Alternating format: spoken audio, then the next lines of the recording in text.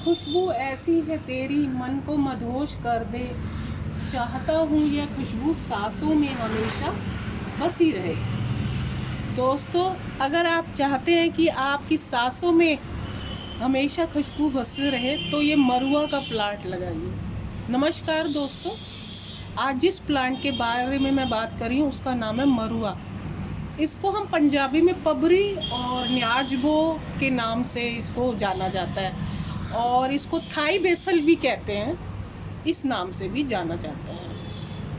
और इसको कोई लोग तुलसी के रूप में, इसका तुलसी का दूसरा रूप भी कहते हैं। और दोस्तों, ये कैसे लगाया जाता है इसके बारे में मैं आज आपको बताती हूँ। दोस्तों, इसको लगाना बहुत आसान है। या तो आप इसको, ये इसके सीड्स होते हैं, ये ब्राउन कलर के आपको सीड्स दिख रहे हैं ना, ये इस तरह के। अगर आपको ये सीड्स लगाने हैं तो इसको आपको सर्दियों में लगाने पड़ेंगे ये बीज, क्योंकि ये सर्दियों में इसके हम बीज लगाने शुरू कर देते हैं। और इसके साथ साथ नहीं तो आप इसका प्लांट नर्सरी से कहीं से भी तैयार प्लांट आप लाकर इसको घर पे लगा सकते हैं। अब जैसा कि आप जानते हैं, जून, जुलाई और मई का महीना है, तो ये प्लांट गर्मियों में ज़्यादा चलता है। तो गर्मियों में जो हर्बल प्लांट लगाना चाहते हैं कि कुछ ऐसे प्लांट्स लगाएं जो हर्बल हों, तो उनमें ये आप ये वाला प्लांट ज़रूर लगा सकते हैं। बहुत आसान है इस प्लांट को लगाना। दोस्तों, प्रॉब्लम सर्दी में आती है। सर्दी में ये प्लांट है, ये सर्दी नहीं सहन कर पाता और सर्दी में ये झड़ जाता है। सर्दी में इसको बचाना ज़रा मुश्किल होता है। अगर आपने सर्दी में इसको चाहते हैं कि आपका ये प्लांट जीवित रहे, तो इसको घर के अंदर रख लीजिए, क्योंकि ये बाहर की सर्दी, पाला ये बर्दाश्त नहीं कर पाता। गर्मियों में तो ये इसकी ग्रोथ बहुत आसानी से होती है। इसके लिए जो भी आप मिट्टी लेना दोस्तों, वेल ड्रेन्ड सॉइल लें। मतलब जब भी इसकी मिट्टी बनाने लगे तो एक हिस्सा मिट्टी का और रेत ज़रूर डालें, क्योंकि इसके लिए जो मिट्टी होनी चाहिए, ऐसी मिट्टी होनी चाहिए जिसमें से पानी निकल जाए फटाफट। ऐसी सॉइल इसको पसंद है। ज़्यादा पानी इसको पसंद नहीं है, इसको धूप पसंद है। धूप में अगर कहीं भी ये निगलेक्टेड पड़ा रहे तो भी ये ग्रो हो जाता है और बहुत हार्डी प्लांट है, ये चल जाता है। बस आपको ये ध्यान रखना पड़ता है, इसको धूप, सर्दी में इसको परेशानी होती है थोड़ा इसको ग्रोथ करने में। खाद चाहे तो बिल्कुल भी मत दें, तो कोई ज़रूरी नहीं है इसको खाद देना। कोई कीड़ा भी नहीं लगता, क्योंकि इसकी खुशबू इतनी तेज़ है, उसकी वजह से इसके अगर आसपास के जो मच्छर वगैरह हैं वो भी नज़दीक नहीं आते हैं।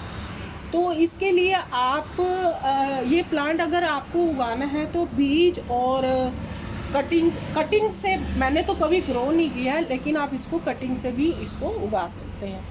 और अगर इसमें कोई कीड़ा, मैंने आज तक तो इसमें कोई कीड़ा लगा देखा नहीं है। कीड़ा इसमें कम ही लगता है, इसकी खुशबू बहुत तेज़ है।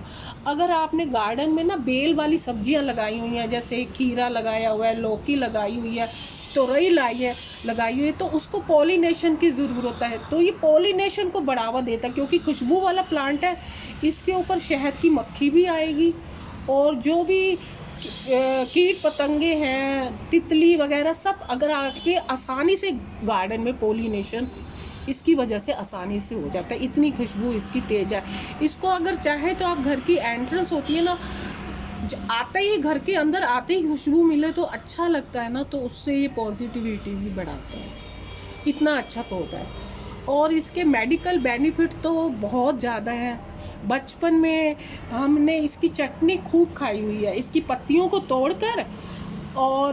तोड़कर खरल में उसको पीस कर, थोड़ा सा अनारदाना और थोड़ा सा नमक डालकर और दही के अंदर डालकर उसका हम रायता खाते थे। छोटे बच्चे होते हैं ना, उनको पेट में कीड़ों की शिकायत हो जाती है, तो शिकायत होने के लिए इसकी पत्तियों का जो रस है ना, उसको 1 चम्मच दिया जाता है, तो उससे उनके पेट के जो कीड़े हैं वो भी मर जाते हैं। और इसके साथ साथ इसके मरुआ की और विशेषता ये है, इसके खुशबू से इसका काढ़ा भी बनाया जाता है। काढ़े से क्या होता है, जिनको सर्दी जुकाम होता है, वात कफ होता है, उससे ये दूर हो जाता है। और इसके बीजों को कलेक्ट करके, इसके जो ब्राउन बीज हो जाते हैं ना, ये वाले, इसके सीड्स को, जिन औरतों को कमज़ोरी होती है, जिनका हीमोग्लोबिन कम होता है, तो आयुर्वेद में इसकी दवाइयाँ बनती हैं दोस्तों। जिनका औरतों का हीमोग्लोबिन कम होता है, अगर जिस औरत का हीमोग्लोबिन कम है, इसकी रोज़ की 4 पत्तियाँ चबा लेना तो उसका हीमोग्लोबिन बिल्कुल लेवल में आ जाएगा, उसका लेवल बढ़ जाएगा। इतना अच्छा पौधा है ये, हर्बल पौधा है। जो लोग गार्डनर हैं, जो शुरू में गार्डनिंग कर रहे हैं, आसान पौधे उगाना चाहती है, तो उनके लिए तो ये बहुत अच्छा प्लांट है। आशा है दोस्तों आपको मरुआ प्लांट के संबंध में मेरी ये जानकारी पसंद आई होगी। आप मेरे चैनल को सब्सक्राइब करें, लाइक करें और शेयर करें। Thank you.